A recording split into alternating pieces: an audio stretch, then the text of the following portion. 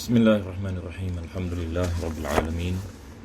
Wassalatu wassalamu ala ashrafil anbiya'i wal mursalin Sayyidina Muhammadin wa ala alihi wa sahbihi ajma'in. Alhamdulillah, we begin our continuation of our lesson in the sharh or commentary of Aqidah Sanusiyyah by praising Allah subhanahu wa ta'ala for this opportunity for us to continue, and we pray that Allah make this lesson a blessed one, a lesson where our sins are forgiven, and may Allah answer our prayers and bless us in taqwa and istiqamah, in seeking knowledge and husnul khatimah, and gather us with Prophet sallallahu alaihi wasallam yawm al-qiyamah. Ameen ya rabbal alameen. In our last lesson, we have entered into the part where the author is speaking about the second part of the kalima, that is Muhammadun Rasulullah sallallahu alaihi wasallam. So we have completed about the meaning of La ilaha illallah, and the fact that every thing that we mentioned in the chapter on ilahiyat pertaining to the attributes of Allah, and all things that are related to it, everything is contained in the kalima La ilaha illallah. So last time we spoke about al-istighna, the concept of istighna, that it shows that Allah is not in need of anything other than Him, and likewise everything other than Allah is in need of Allah subhanahu wa ta'ala. And then lastly, the author spoke about the relation of the creations of Allah subhanahu wa ta'ala when it comes to the laws of causation, the cause and effect, and how we understand in the perspective of Islam. So we spoke about the effect that comes from Allah subhanahu wa ta'ala, and the creations are just means and customary means or asbab. When we entered into Muhammadun Rasulullah sallallahu alaihi wasallam, and this is where we are in. So believing in the Prophet sallallahu alaihi wasallam, and it means that we believe in the prophets that came before him, because the message of the Prophet sallallahu alaihi wasallam, it is in reality a continuation of the message of all prophets and messengers. And likewise, believing in the Prophet sallallahu alaihi wasallam entail that we believe in the angels, because the Prophet sallallahu alaihi wasallam taught us about the existence of angels, the existence of books of revelation, the Torah of Musa alayhi salam, the Zabur of Daud alayhi salam, and likewise the suhuf, booklets that were given to other prophets and messengers. So believing in the Prophet sallallahu alaihi wasallam entail that we believe in the things that are unseen in Yawm al-Qiyamah, and likewise in the questioning of the grave, pertaining to Mizan and Sirat. All this we will cover inshallah in our lesson. We have not gone into it yet. So we have spoken about the obligation of believing in the angels. So let us go enter into our book. And I believe this is where we stopped in our last lesson. I was speaking about the angels, where it is compulsory upon every Muslim to memorize these 10 names of the angels, and all these angels are given certain tasks. So this is where the author speaks about Mikail, Israfil, the angel of death, which is Israel, Malik, Ridwan, Munkar, Nakir, Raqib, Atid. All these angels they are given responsibilities. Ridwan is the gatekeeper of the heavens, whereas Malik is the gatekeeper of the hellfire, and we have Raqib, Atid, the angels that write down our deeds, in the good deeds and also the bad deeds. And Munkar and Nakir, those angels that question those who are dead in the barzakh. So likewise, when it comes to Mikael, is entrusted any prohibitions, the rain and the seas. The angel of death is taking any souls. Raqib is the angel of right, the angel who writes the good deeds, and so on. So all this we have completed. It is straightforward, nothing much for us for me to explain. Then he mentioned insulting the angels, and just inciting the prophets. Insulting them is punishable by death. All this I spoke about, that the ruling in Islam is the same when it comes to insulting angels of Allah. It is like insulting any prophets and messengers. So the ruling in Islam, I mentioned last week, there is a difference between the Jumhur ulama and the Malikiyah. The Malikiyah yang mentioned, and it is punishable even if a person yang repent. But the Shafi'iyah, Hanabila, and the Hanafites, and they say that if a person yang repents, then he is forgiven. Yani meaning he is not any punished. So now we will enter into our lesson today, the revealed any books. So here it is important again for us to understand that we are speaking about the connection by believing in Muhammadun Rasulullah, by saying Asyhadu anna Muhammadan Rasulullah. It means that we believe in the books of Revelation, because when we say we believe in the prophethood of the Prophet sallallahu alaihi wasallam, we must also believe the message that is brought by the Prophet sallallahu alaihi wasallam, and part of the message of the Prophet sallallahu alaihi wasallam is that we have to believe in the books of Revelation. So he said, included in the testament, in the statement, Muhammad is a messenger of Allah, is having faith in the heavenly revealed books, faith in them entails belief in the existence and the belief that they are the speech of Allah. Any books, the Torah, for example, Zabur, given to Daud alayhi salam, Nabi Daud alayhi salam.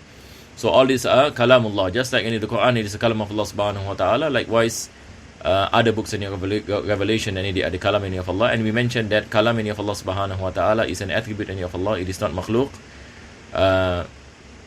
So it is the kalam of Allah subhanahu wa ta'ala, regardless whether we are speaking about the Quran or the Torah or Injil or the Zabur, and likewise the Suhuf. All of these are the kalam of Allah subhanahu wa ta'ala.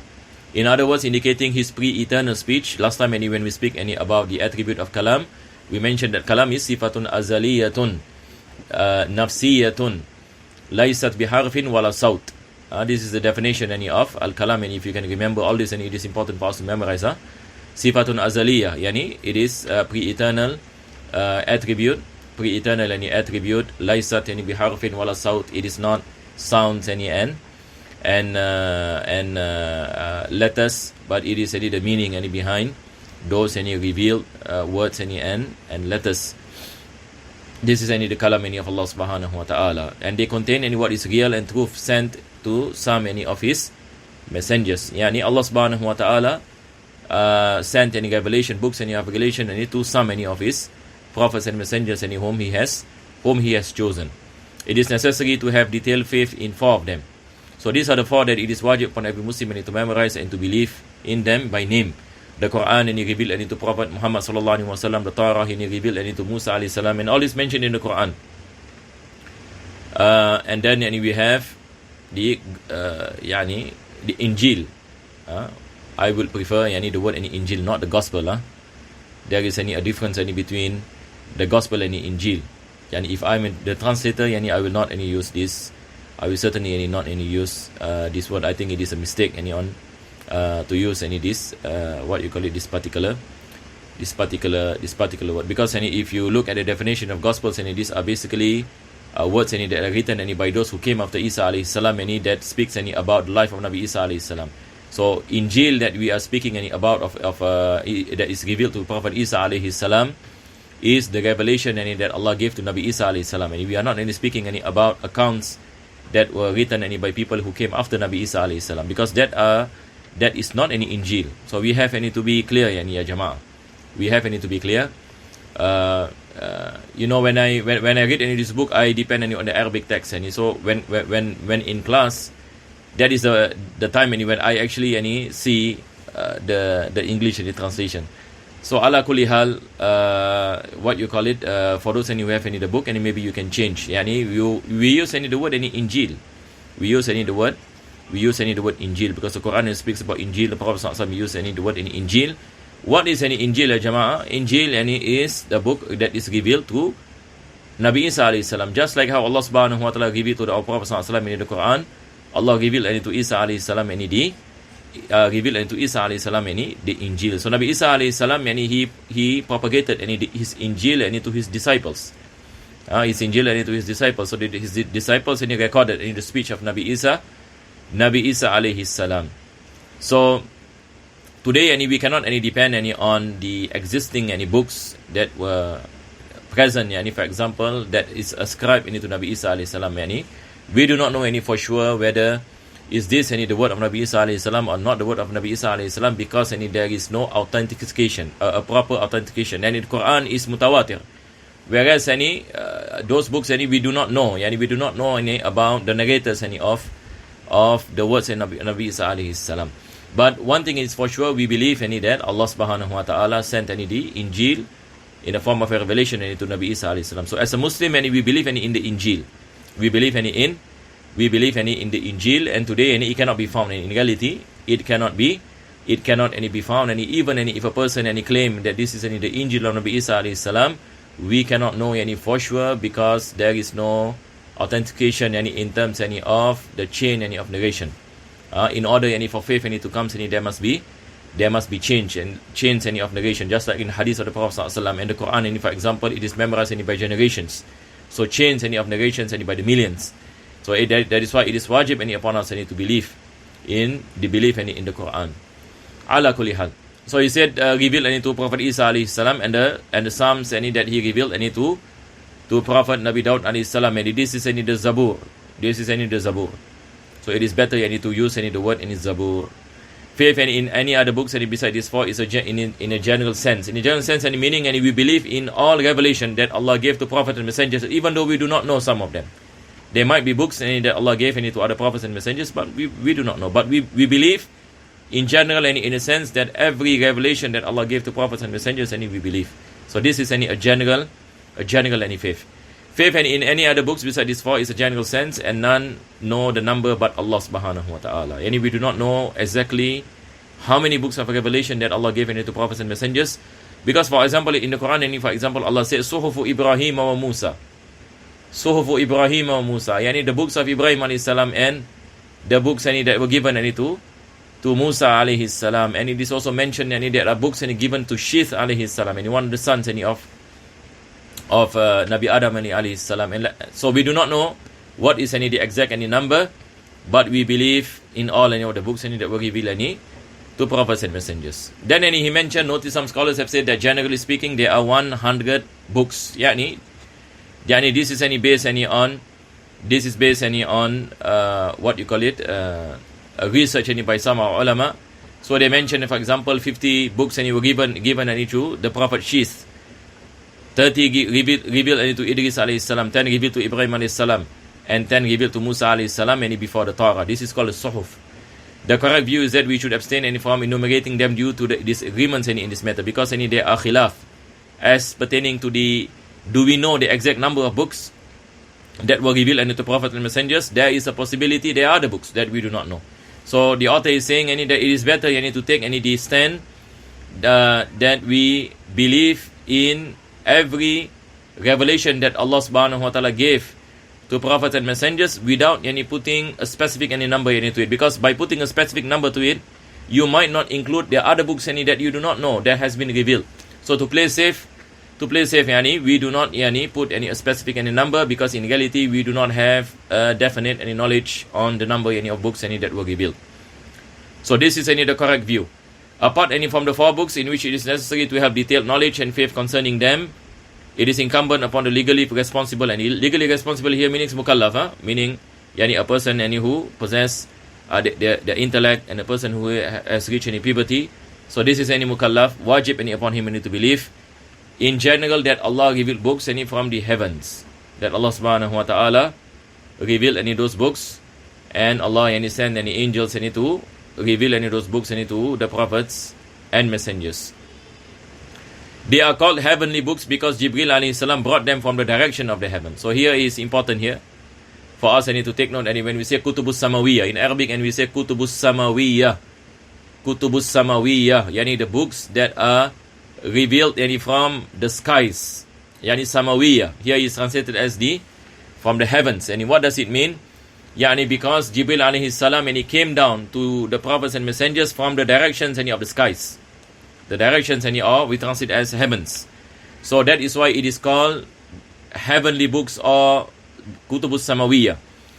It is not any that Allah is in the heavens or Allah is in the skies, as what any the belief any of the Mujassima is what we mentioned many a times. They believe any that Allah na'udzubillah min zalik any dwell any in the sky. And one of the things any they might say is that since any it is called kutubus samawiyah any because any since Allah is in the sky, the direction that these books are revealed to the prophets comes from that direction, and this is batil. It means that the angels came from the direction of the sky, because Allah subhanahu wa ta'ala exists without a place, as what we mentioned. And heavens and skies they are places of places that cannot be ascribed to Allah subhanahu wa ta'ala, because this is impossible, as what we mentioned before this when we speak about mukhalafatul hawadith. Likewise qiyamuhu bi nafsihi, we say that Allah does not reside in a locus, in a place, because places are creations of Allah subhanahu wa ta'ala. The last day then included in the statement Muhammad is a messenger of Allah is having faith in the last day. Last day here means Yawm al-Qiyamah. So when we say ashhadu anna Muhammadar Rasulullah, it means that we believe in what the Prophet sallallahu alaihi wasallam has propagated as pertaining to the end of times and pertaining to judgment day, Yawm al-Qiyamah, pertaining to Yawm al-Qiyamah. Faith in it entails belief in it and what is included in it. So everything that is mentioned by the Prophet ﷺ pertaining to what happens after death, what happens when people are resurrected from their graves, and the mahshar and hashar and sirat and mizan and heaven and hell, it is wajib upon every Muslim to believe, because this entails from the kalima ashhadu anna Muhammadar Rasulullah. This is called sam'iyat, things of the unseen, because we do not witness these things by our own eyes today, but we believe because we have belief in the message of the Prophet ﷺ, in the truth of the Prophet ﷺ, that he is a messenger of Allah, that he receives revelation from Allah subhanahu wa ta'ala, such as the resurrection of the physical bodies and not a likeness of them. Not a likeness of them here, please take note for those who have the book. If you see here it is put in bracket. What is the meaning? The prevailing judgment in our madhab al-Ash'ari is then when human beings are resurrected in Yawm al-Qiyamah, resurrected in a new form of body. In a new form of body. Our body now, this is our body will be perished, correct, not? When we pass away and when we are buried in the earth. So when we are resurrected in Yawm al-Qiyamah, Allah will create for us a new body. This is what he meant. The exalted said, as we began the first creation, we will repeat it. Kama bada'nakum, just like how we created you in the first place, we will create you again. This shows that you will be created again. That is a promise binding of us. Surah Al-Anbiya, you can get up verse 104. This event include the gathering, and it is the mahshar, that all of us will be gathered in a plain, that is called the place of gathering, which is mahshar, in which the people will be driven to their standing places, each one driven according to his works in the world. Everything depends on iman and amal salih. This is the point of success. And when a person is resurrected in Yawm al-Qiyamah, nothing as what Allah mentioned, يَوْمَ يَفِرُّ مَرْءُ مِنْ أَخِيهِ وَصَاحِبَتِهِ وَبَنِيهِ لِكُلِّ امْرِئٍ مِنْهُمْ شَأْنٌ يُغْنِيهِ. People will run away from their parents, run away from their lovers. Everybody will be saying nafsi nafsi, and the only thing that will give manfa'a benefit to insan is al-iman wal amal salih. This is where Allah subhanahu wa ta'ala mentioned يَوْمَ لَا يَنْفَعُ مَالٌ وَلَا بَنُونَ إِلَّا مَنْ أَتَى اللَّهَ بِقَلْبٍ سَلِيمٍ.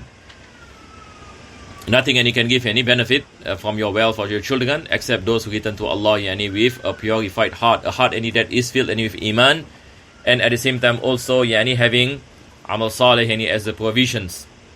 The intercession that all shall refuse to assume except the liege lord of mankind, that is the Prophet sallallahu alaihi wasallam. This is pertaining to shafa'ah. Allah gave shafa'atul kubra to the Prophet sallallahu alaihi wasallam, that he is given the permission to save anyone from his ummah from the hellfire.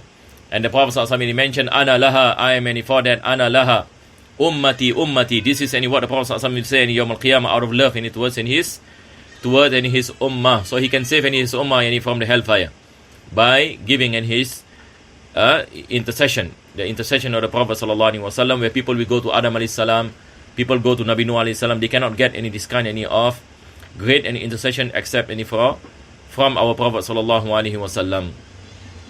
So you can read the hadith, the long hadith pertaining to shafa'ah, It is mentioned by the author in the this ta'liq. Then he said he shall intercede in the judgment, which is called the greater intercession, Shafa'atul Kubra. Belief in the last day also entails belief in the scale. This is the mizan, that all of our deeds and it will be weighed, the good deeds and the bad deeds. فَمَنْ يَعْمَلْ مِثْقَالَ ذَرَّةٍ خَيْرًا يَرَهُ وَمَنْ يَعْمَلْ مِثْقَالَ ذَرَّةٍ شَرًّا يَرَهُ. Yani every good deeds and that will be witnessed by insan, even though it is an atom weight any of good deeds, likewise any pertaining to the bad deeds. The majority hold the view that what is weighed are the scrolls of deeds. Yani our deeds will be written, correct or not? Allah subhanahu wa ta'ala mentioned kiraman katibin ya'lamuna ma taf'alun. All of our deeds and will be written by the kiram al-katibin, yani the angels. Ma yalfidhu min qawlin illa ladayhi raqibun atid. Everything that is uttered, angels and he will write down. So everything and that we say, everything that we do, there will be angel raqib and he will write any your good deeds, atid, and he will write any your bad deeds. So everything and it will be compiled any as books. And Yawm al-Qiyamah, yani Allah say, Ikra kitabaka, open yani your books and read any your book. Kafa binafsika al-yawma hasiba. It is enough any for you yani to judge for yourself any what you have done, because you will witness. You will witness any what you have done. Everything and it will be written. Nothing and it will be left. So every one of us and will be given any kitab. فَمَنْ أُوتِيَ كِتَابَهُ بِيَمِينِهِ فَسَوْفَ يُحَاسَبُ حِسَابًا يَسِيرًا. Those and who is given any the book any by his right hand, then the reckoning and will be light any upon him. وَمَنْ أُوتِيَ كِتَابَهُ وَرَاءَ ظَهْرِهِ. But those and who are given the book any from their backs, yani meaning any from the left hand, that is placed any into their bodies, because they will not want to accept any the kitab any from their left hand, any meaning there is a failure. Yani if a person any the bad deeds and exceed the good deeds, then a'udzubillahi min zalik, and he might any attain any his book any from his left hand.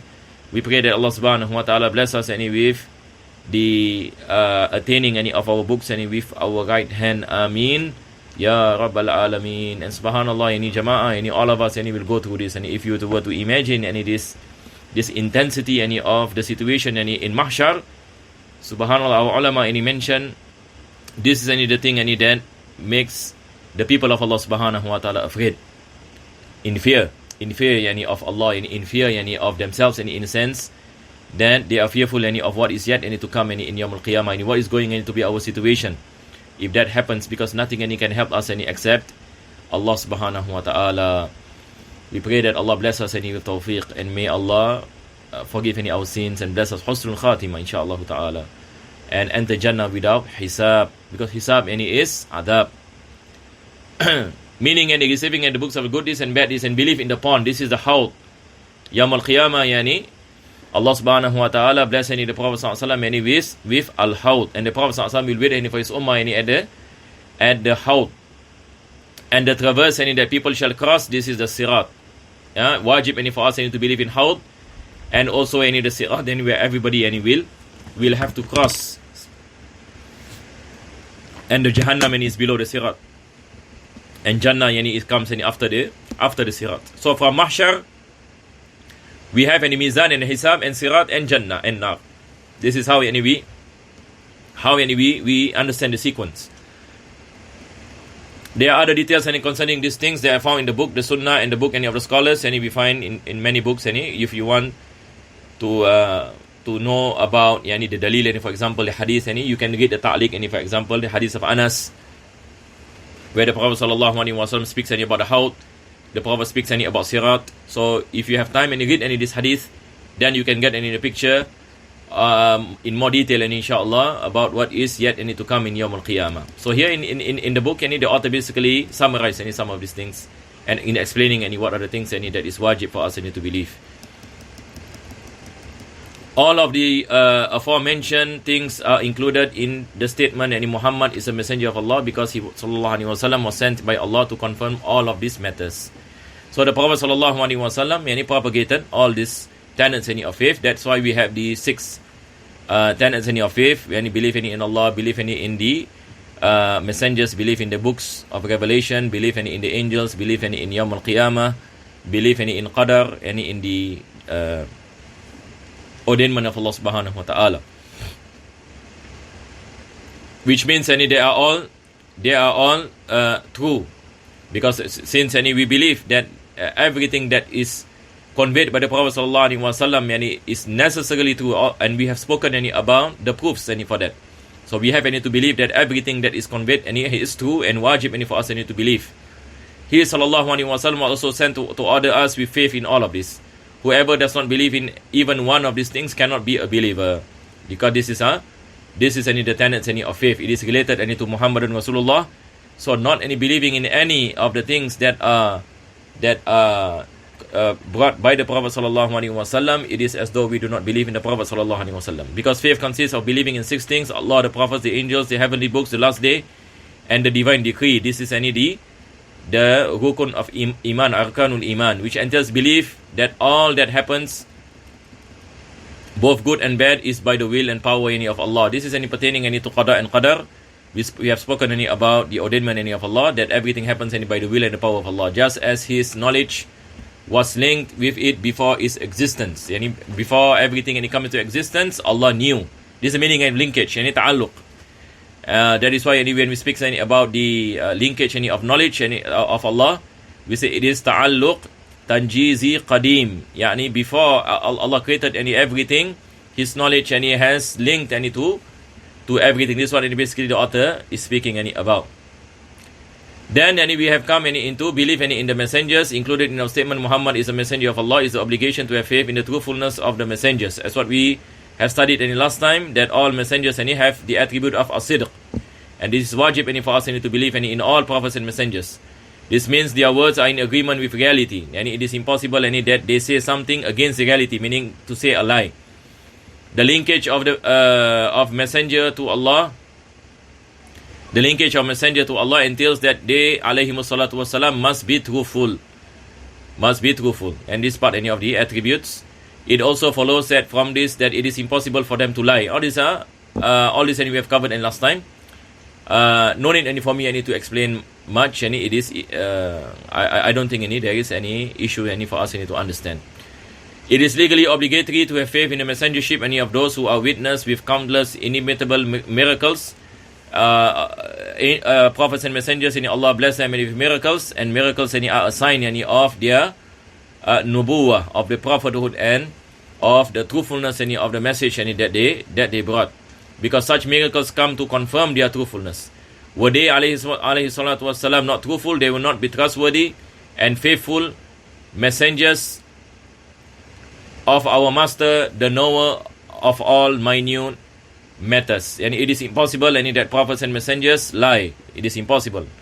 We mentioned the proofs when we spoke about the attributes of prophets and messengers. So it is impossible. And if any prophets and messengers can lie, that means they can lie on the message that were given by Allah subhanahu wa ta'ala. But Allah mentioned that it is it is obligatory upon people to emulate every action of the prophets and messengers. So there can be no contradiction in this regard.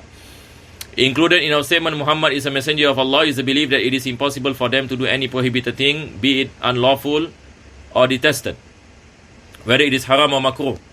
This is impossible for all of the prophets, because they were sent in order to teach people with their statement, actions, and silence. Even the silence and prophets there is a ruling. So it is impossible that the prophets and messengers, in their words, in their actions, and in their silence, do something against what Allah has commanded, because they are ma'soom. They are protected by Allah from committing any acts of disobedience. If anyone did an action and the messenger knew it and was informed of it, and he remained silent and tacitly approved it without censure, we can infer from his silence that it is permissible. If the Prophet ﷺ, for example, a person does an action and he kept quiet, it means this action is mubah. This action is permissible. This is the meaning of takrirat. Because in the meaning of sunnah, we have af'aluhu wa aqwaluhu wa takriratuhu. Even the silence of the Prophet ﷺ carries a ruling. It carries a ruling. Because the Prophet ﷺ will not be silent if it is munkar. If it is a prohibited thing, the Prophet surely will say it is haram. If it is a good thing, a wajib, the Prophet say it is wajib. But if a Prophet kept quiet, meaning is mubah. Meaning it is something that is permissible. And that we are allowed to do it. If such a thing was within the realm of worship, It is either obligatory or recommended. Our scholars differ. For example, if the Prophet kept quiet, if a Sahabi does a particular action in ibadah, and this mentioned in the Warakat of Imam Haramain, and for example, if you, for those who have studied Usul al-Fiqh in the Mahalli, Al-Imam Mahalli, in the chapter of actions of the Prophet ﷺ. So he divided into two. One is when it comes into ibadah, the other one is other than ibadah. When it comes into ibadah, either it is wajib or sunnah. But when it comes to other than ibadah, it becomes mubah. It becomes mubah. So if a Sahabi did an act of worship and the Prophet kept quiet, our scholars differ. Our scholars differ as whether this particular action of this particular Sahabi is wajib or sunnah. Wajib or sunnah, because it is part of ibadah. So it can be any wajib and it can be sunnah, and there may be differences amongst the ulama pertaining to it. If it was within the realm of customary means, customary matters meaning other than ibadah. Clear, inshallah? It is legally neutral. Legally neutral. And it brings mubah. Mubah, neutral here means mubah. Mubah meaning if you do it there is no reward. If you do not do it, there is no punishment. This is the meaning of mubah, neutral. The messengers peace and blessings be upon them did not approve of anything false. It is impossible that they approve something that is ma'siyah. So it follows that none of them oppose the commands of our Master, the Sublime and Majestic Allah, who chose them over all of His creation. It is impossible that they command something that is against what Allah wants or Allah commanded. His choosing them implies that they alayhimussalatu are to be described with truthfulness and faithfulness. Allah chose them and Allah blessed them with these attributes, and that they exalted and trusted them with His revelation. So it is impossible for prophets and messengers to lie. And then he mentioned, notice Al-Zamakhshari. Zamakhshari is a Mu'tazilite and a scholar for information. He mentioned something different from the Jumhur. He took the view that Jibril was better than our Prophet ﷺ, and it is not true. For that reason, some of the scholars of Maghrib here meaning scholars of Morocco, in the Morocco and Andalus. This is the region of Maghrib. Maghrib in Arabic meaning the West, scholars of the West. Scholars of the West, and it does not mean what you call West, as what we meant today, Europe. No. It is Maghrib, basically Morocco, Algeria, this and Andalus. They call it Al-Maraghiba, the scholars of the Maghrib. They said Az-Zamakhshari was ignorant of his own school of thought. What is his own school of thought? The Mu'tazila. Because even the Mu'tazila, they say that the Prophet ﷺ is the best of all creation. But Zamakhshari, he mentioned that Jibril alayhi salam is better than the Prophet ﷺ. Of course, this cannot be accepted, because the Mu'tazila believe that the Prophet ﷺ was better than all of the prophets and angels. Included in our statement, Muhammad is a messenger of Allah. Before that, Ahlul Sunnah mentioned that the Prophet ﷺ is the best of all creations. The best of all creations. Dalil is the Quran. Allah mentioned, وَمَا أَرْسَلْنَاكَ إِلَّا رَحْمَةً لِلْعَالَمِينَ, and alamin is ghayrullah. Any other than Allah, the Prophet ﷺ is a mercy of everything other than Allah subhanahu wa ta'ala. So he is the best of all creation. Included in our statement, Muhammad is a messenger of Allah, is the belief that incidental human qualities are permissible for them. Incidental human qualities are like falling sick. Prophets and messengers can fall sick. Prophets and messengers walk in the markets, they feel hunger at times, feel thirsty. These are human qualities. This happens to prophets and messengers, getting married and so on. This is permissible for them. All this we mentioned in last night. Because we attribute our Prophet ﷺ with messengership and not divinity, and we do not say any prophet is divine. So when they are not divine, it is permissible that they fall sick. It is permissible that they get married, for example, have children. But if we speak about Allah subhanahu wa ta'ala who is divine, it is impossible to say that Allah have children, or Allah falls sick, or at times Allah subhanahu wa ta'ala sleep and awake and so on. This is impossible for Allah, because He is divine. But when it comes to prophets and messengers, they are not divine. So that is why these qualities are permissible for them. So it does not entail that incidental human qualities are impossible for him and for the Prophet ﷺ. Incidental human qualities do not detract any from their message, prophecy, and lofty rank with Allah. It doesn't mean any that they possess human qualities. It does not mean any that they are degraded. But in reality, Allah subhanahu wa ta'ala bless them with a high degree of of honor in the eyes of Allah subhanahu wa ta'ala. And even though they possess any such human qualities, but Allah protected them from committing all forms of sin, and their actions are hujjah, their words are hujjah, are evidences for us to emulate.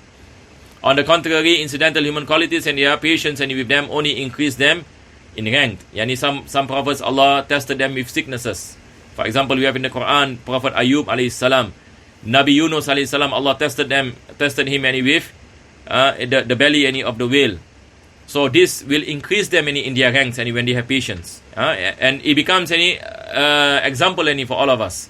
When we see Nabi Ibrahim alayhi salam when he was thrown into the fire, it becomes a lesson for us today to see about the faith of Nabi Ibrahim alayhi salam, the conviction of Nabi Ibrahim alayhi salam, and he says, "Bi Allah ni'mal wakil."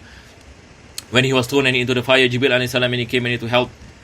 So it becomes a lesson for us, and it becomes a reason that Allah increased them in their ranks.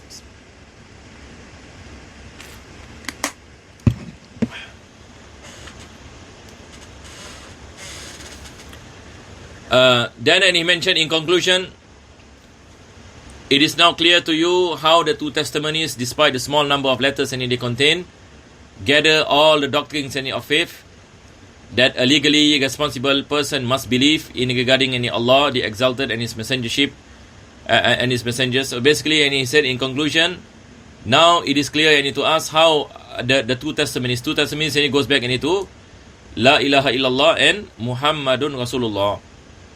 So this is the conclusion. So now we are able to understand what are the things that these two testimonies entails and contains. So for example, when we say La ilaha illallah, it entails that Allah is not in need any of other than Him, and other than Him is in need any of Him, and that only Allah gives any effect. Other than Him cannot give effect. Everything happens by Allah, not by the makhluk. So all these things is within the meaning of La ilaha illallah. When we say Muhammadun Rasulullah, it entails believing in all prophets before him, and likewise believing in the books of Revelation, and believing in the angels, believing in Yawm al-Qiyamah, and the unseen, and the sam'iyat, believing in hisab, the reckoning, believing in mizan and sirat and haut, and the passing of the books in the right hand or in the left hand, believing in everything that happens in barzakh, the questioning of the grave. So all these things comes with believing, our belief in Muhammadun Rasulullah sallallahu alaihi wasallam. So basically what the author is saying, that the knowledge of aqidah, the ilahiyat, nubuwat, and sam'iyat, these three, and kauniyat, when it comes to the laws and causation, all these things goes back to La ilaha illallah Muhammadun Rasulullah. So when you study any aqidah, you must be able to find the connection of the meaning of chapter of ilahiyat with La ilaha illallah, and the meaning of nubuwat, sam'iyat, and kauniyat, when it comes to Muhammadun Rasulullah. Afwan, kauniyat falls under La ilaha illallah.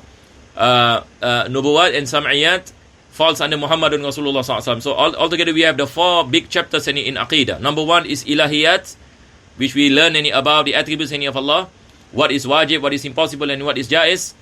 And then number two, we have the kauniyat, the laws of causation, about cause and effect of things, and that we say that Allah is the one who gives any effect, and not the makhluk.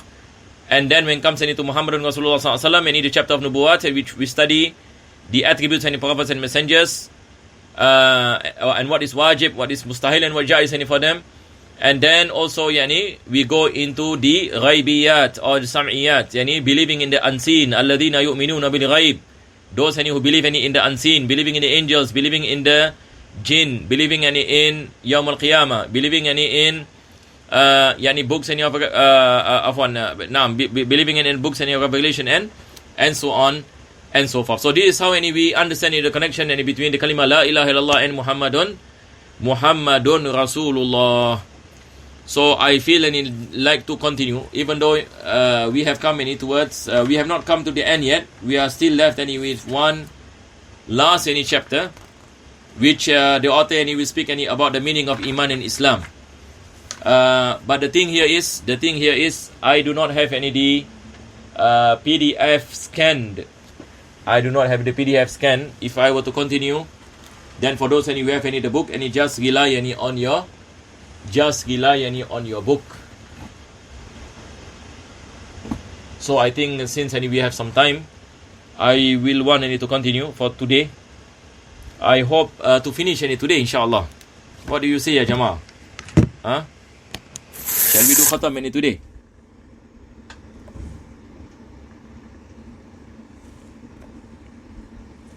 Inshallah. We try to do any hour. We try to do any hour khatam.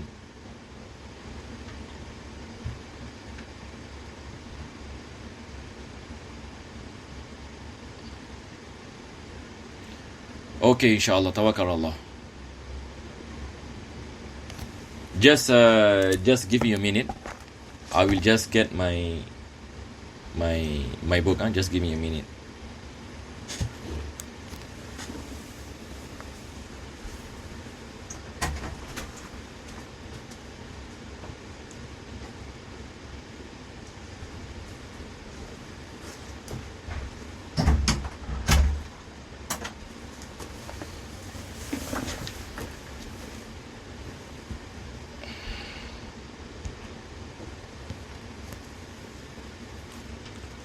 So inshallah, we'll continue.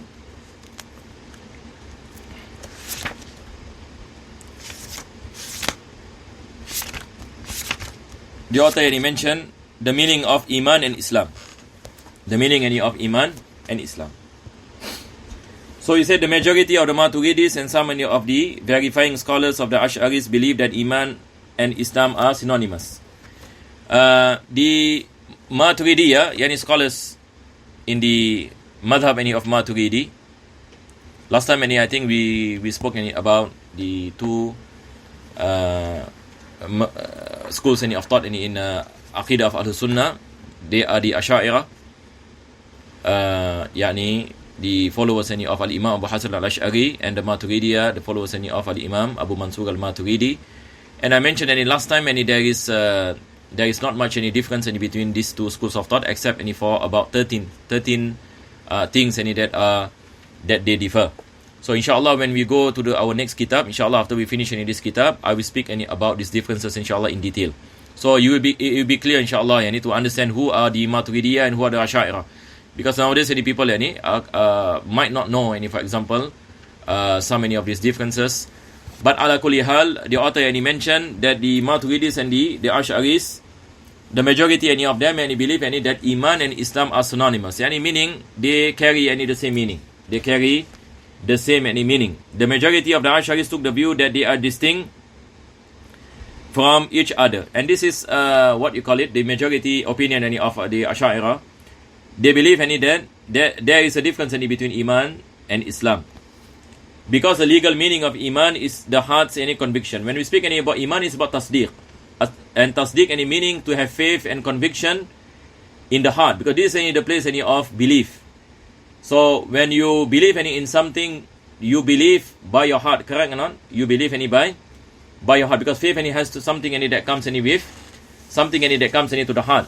The hypocrites, for example, the munafiqun, they recite the kalima shahada, they say ashhadu an la ilaha illallah wa ashhadu anna muhammadar rasulullah. They mention with their tongues but their heart does not believe. That is why their Islam and Iman is not accepted. So Iman is a heart's conviction. That is a tasdeeq in everything the Prophet ﷺ brought from the things known in the religion by necessity, which means compliance and submission to it. So this is the meaning of Iman, and it is different from Islam.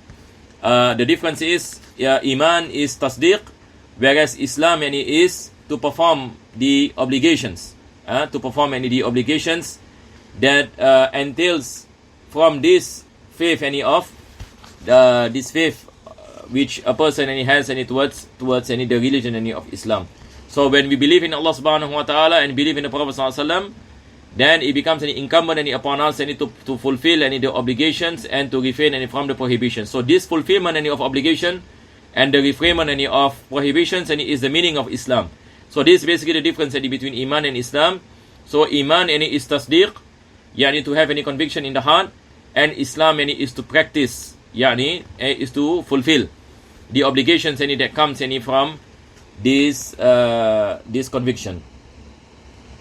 Within the sacred law, the meaning of Islam is compliance with the divine commands and abstinence from the prohibitions based upon surrender of the heart. So when we speak about fulfillment of the commandments and refraining of the prohibitions, this must come from the foundation of our faith in Allah subhanahu wa ta'ala. For example, if a person performs any prayers, but he does not believe in Allah subhanahu wa ta'ala, will the prayers be valid? It will not be valid, even though he is praying outwardly. But because he does not have iman, he does not have this conviction, then the action will not be valid. So both must be present, faith and the practice based on this faith. Iman and Islam are two distinct concepts, even if they are both legally inseparable. They are both legally inseparable, meaning, he said there is no Muslim who is not a believer, and there is no believer who is not a Muslim. Meaning, if a person believes in Allah subhanahu wa ta'ala, believe in the Prophet sallallahu alaihi wasallam, say this is tasdiq iman. Is he a Muslim? Yes, correct. Is he a Muslim? He is a Muslim.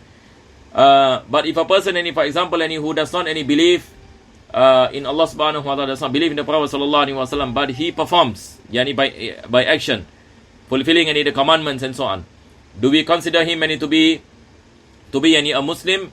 We do not consider him to be a Muslim. Now, so there is a connection between having faith in Allah subhanahu wa ta'ala and fulfillment of the obligations, fulfillment of the obligation. So there is no believer there is no Muslim who is not a believer. The moment we say he is a Muslim, meaning he is a mu'min, meaning he believes, he has iman. And likewise, when we there is no believer who is not a Muslim. The moment he believes, then he is a Muslim. So we cannot be saying that he is not a Muslim. So this is the meaning here of the inseparable as what he mentioned. Then he mentioned, notice if the word Islam is used to express the heart's surrender, acceptance and compliance, it is synonymous with iman. So this is the thing, and if we use the term Islam to mean iman, it is used in synonymous. If it is used to express the meaning of outward actions such as prayer, fasting, hajj, articulation of the two testimonies of faith and other actions, it is distinct from iman. So sometimes Islam can mean iman can mean Islam. It depends on what we meant by using the term Islam.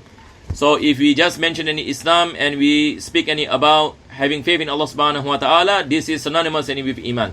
But if we speak about Islam and we speak about the acts of worship, then there is a distinction with iman, because iman is tasdiq here, and Islam is the fulfillment of those obligations by actions. I hope it is clear, inshallah. If you have any question, you can type in the YouTube section. Even if both are legally inseparable, this elucidation is the truth. So this is the prevailing judgment that is accepted by our school of Al-Ash'ariyah. Iman has been explained as the self urging hadithun nafs that follows sure knowledge.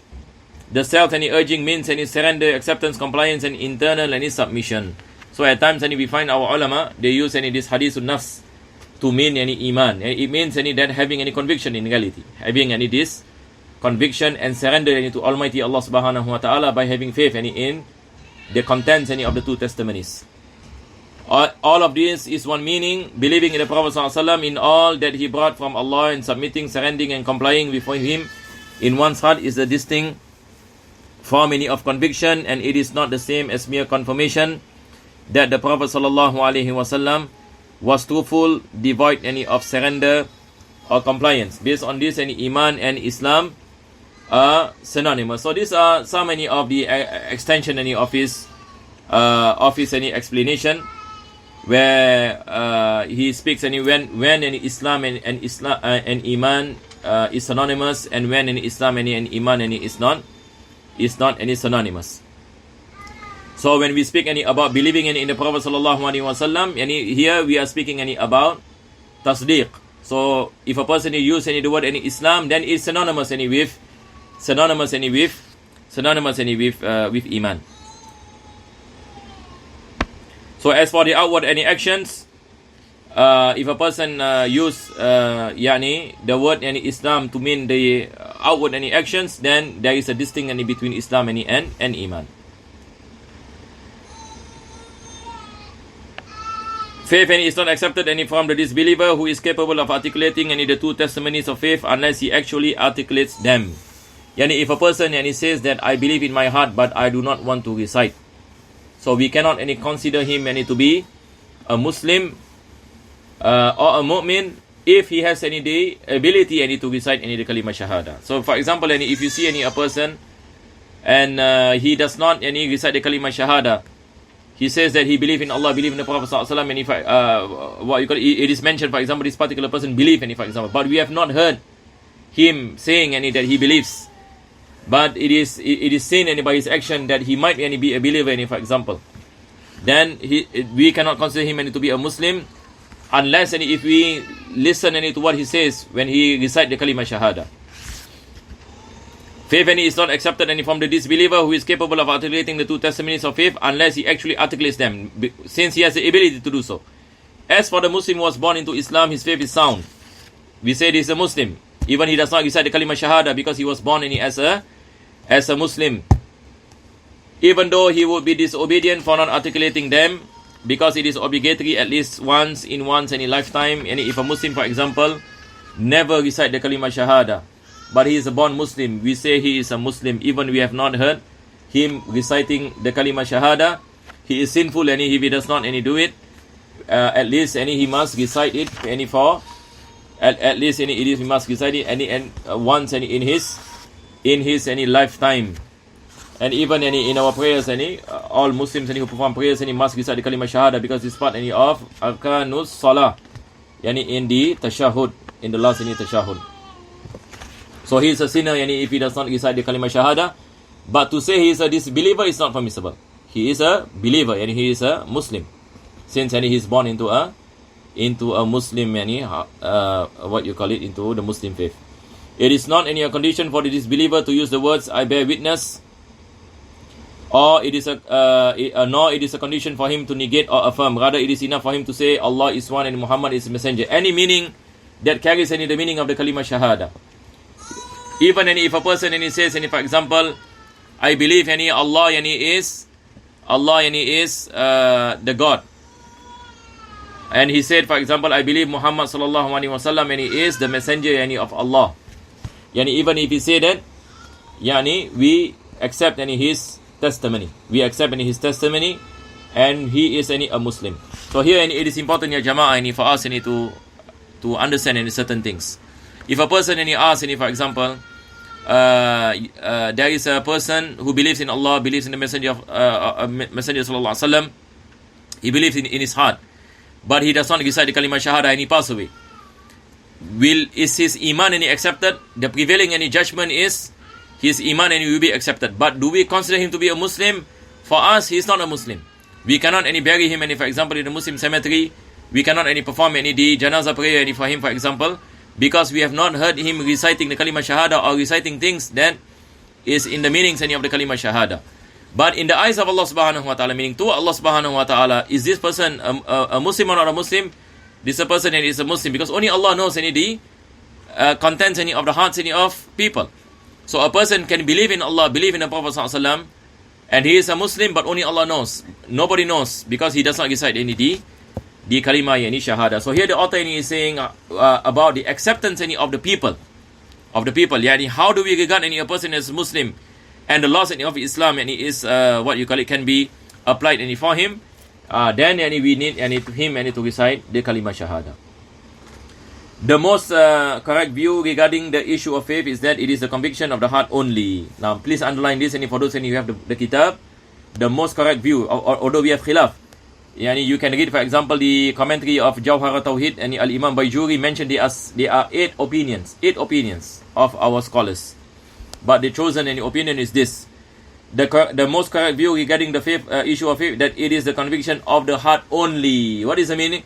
As what I mentioned earlier. Yani if a person, he only in the heart and his tasdeeq, without reciting kalima shahada, nobody knows. His iman is accepted. But we cannot regard him as a Muslim, as what I mentioned.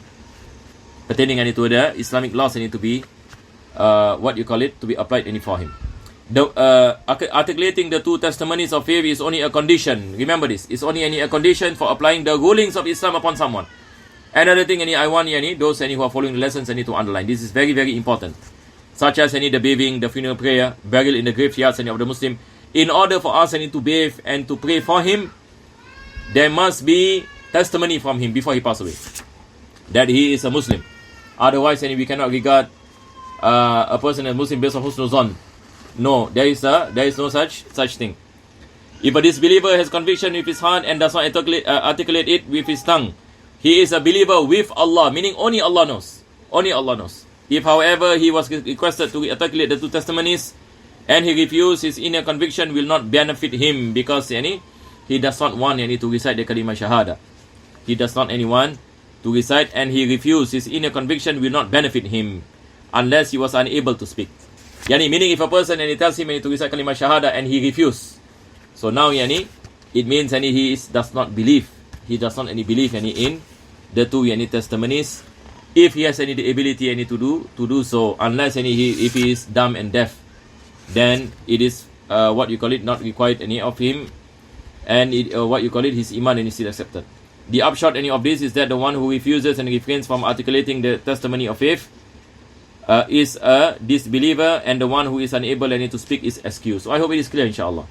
So if it is commanded to say, for example, if you refuse, that refusing comes from his internal belief that he is refusing the testimony of faith. So this kind of iman is not accepted unless he is unable to speak. Then he is excused. The intelligent person, mashallah, we are left a bit more. I will take some time, inshallah, today, and we will do khatam, inshallah. The intelligent person must see to it that he frequently mention the statement of divine oneness, la ilaha illallah. For that is highly recommended. So that is recommended to daily part of our daily invocation is to say la ilaha illallah. And this is the thing, inshallah, we try our best to recite la ilaha illallah as much as possible. And when we recite la ilaha illallah, we have understood the meanings and the contents of la ilaha. This is the importance of learning tawheed. How are you able to apply tawheed? So in the remembrance of Allah subhanahu wa ta'ala, you are able to understand the contents of the meaning of la ilaha illallah, and this is the thing that we effect in your heart when it comes to zikrullah. Is different a person who understands the meaning and a person who is ignorant of the meaning of la ilaha illallah. There are many people out there, for example, they recite la ilaha illallah, but they do not study about some of these meanings. The intelligent person must see to it that he frequently mentions the statement of divine oneness, for it is highly recommended. When remembering this statement, one must bring to mind all the doctrines of faith, or everything that we mentioned before this, that it contains, so its meaning can mix within the flesh and blood, the flesh and blood, so that it gives effect to our hearts. The one who remembers it shall see the secrets of good inward religious character, such as renunciation, reliance, which is the confidence of the heart of Allah subhanahu wa ta'ala. It increases basically the iman. It again increases our reliance to Allah subhanahu wa ta'ala, our faith to Allah subhanahu wa ta'ala, confidence of the heart of Allah, the exalted, having iman. And even we are tested with difficulties, inshallah, because of iman, we are able to make patience. We are able to make shukr to Allah subhanahu wa ta'ala for the bounties that Allah bless us with. So all these are the benefits of pondering upon the meanings and reciting them in that manner. The exalted shyness and exaltation of Allah, glorifying Allah subhanahu wa ta'ala, other religious matters, all these are interrelated. He who remembers it shall also see marvelous and manifest saintly gifts that are gained any by remembrance any of this phrase, any Allah, any bless any people, any with his bounties, with bounties which Allah any does not any bless any others. Yani because any of this remembrance any of Allah subhanahu wa ta'ala. Those things only occur for the one who remembers it with the intention of servitude and sincerity any for Allah the exalted, yani with sincerity and ikhlas. He who engages in remembrance must not intend with his works the longing for saintly gifts or other things. And this is another thing, when we obey Allah subhanahu wa ta'ala, do not obey Allah subhanahu wa ta'ala for something other than Allah. We obey Allah subhanahu wa ta'ala for the sake of Allah. Allah is our maqsood, not any. We obey Allah for the sake any of His rewards, any for example, or for the sake any of Jannah. But the best any is we perform any such remembrance and obedience for the sake of attaining the pleasure of Allah subhanahu wa ta'ala. This is any the highest what you call it, and the most correct any message any of the prophets and messengers, and when comes any to making ibadah and remembrance any of Allah subhanahu wa ta'ala. For that, and he will make his acts of worship like scattered dust, and he will not obtain that after which he is seeking, because when you make ibadah or remember Allah not for the sake of Allah, then you will not attain any benefit any from that kind any of worship. Enabling any grace and tawfiq any is by Allah. Allah is the one who blesses any people any with guidance and tawfiq. There is no Lord or anything worthy of worship besides Him. We ask Him, the glorified and exalted, to make us and our loved ones among those who say with true knowledge the testimony of faith, and La ilaha illallah Muhammadun Rasulullah, at the time of our death. Now the author is saying that, is praying, and basically that Allah bless us with husnul khatimah, that we are able to recite the kalima shahada before we pass away. Because there's hadith of the Prophet ﷺ where the Prophet mentioned, Man akhiru kalamihi la ilaha illallah dakhal al jannah. Those whose last words is La ilaha illallah, he will enter into the Jannah of Allah subhanahu wa ta'ala. May Allah bless us with husnul khatimah and the ability to recite the kalima shahada before our death, and be made to enter Jannah with our Prophet sallallahu alaihi wasallam and attaining the pleasure of Allah subhanahu wa ta'ala. Ameen. Ya Rabbal Alameen. May Allah send His blessings upon our Prophet Muhammad sallallahu alaihi wasallam each time he is mentioned by those who engage in remembrance. This is the salawat of Imam Shafi'i, they call it. Kullama zakaraka zakirun wa kullama rafal an dhikrika rafilun. May Allah bless the Prophet sallallahu alaihi wasallam and his blessings every time people remember Allah, and every time people do not remember Allah. This is subhanallah, this is, they call it the salawat of by Al-Imam Shafi'i in his book Al-Risala. And this is considered to be one of the best form of salawat where a person recite. Where each time he is mentioned by those who engage in remembrance, and each time he is not mentioned by the heedless, those who does not remember. May Allah be pleased with all the companions of the messenger, as well as the followers, the tabi'in, the tabi'in, bi ihsanin ila yawmidin, ila yawm al-qiyamah, until the last day. Peace be upon all of the messengers. Salamun al mursaleen, walhamdulillahi rabbil alameen. This is basically a verse in the Quran where Allah subhanahu wa ta'ala speaks about salutations to the messengers, and all praise be to Allah subhanahu wa ta'ala. Written by Sheikh Sa'id Abdul Latif Fuda. And we pray to Allah subhanahu wa ta'ala that Allah bless the two authors. First is Al-Imam As-Sanusi, and the second is the commenter, that is Sheikh Sa'id Fuda. We pray that Allah subhanahu wa ta'ala bless both of them with His forgiveness, and with His mercy. And may Allah subhanahu wa ta'ala bless Sheikh Sa'id Fuda with long life, with goodness, and may all of us inshallah can benefit from his knowledge, and inshallah. And for your information, Sheikh Sa'id Fuda is still alive. He's still alive and actively teaching and writing many books in Aqidah, and he is considered to be one of the top theologians of our time. He lives in Amman, in Jordan, and those of you who is going to Jordan, and you can visit him in Amman. So we pray that Allah subhanahu wa ta'ala bless our lessons, and may Allah open for us doors of understanding. So usually in my lessons, when it comes to Khatmul Kitab, we make a special recitation of Surah Al-Fatiha for the authors, and we make any the intention any that may Allah subhanahu wa ta'ala bless them any forgiveness, and Allah increase them any in the ranks, and bless them any with goodness in dunya and akhirah, and may Allah bless us any by them barakah and rahmah and the understanding any of knowledge and tawfiq and hidayah, that we are able any to practice what any we have learned, and being blessed any by Allah with goodness in dunya and goodness in akhirah. And with this meaning and with this intention, we recite in Surah Al-Fatiha in the ila hargat Nabi sallallahu alaihi wasallam. Al-Fatiha. A'udhu billahi minash shaitanir rajim. Bismillahir rahmanir rahim. Alhamdulillah.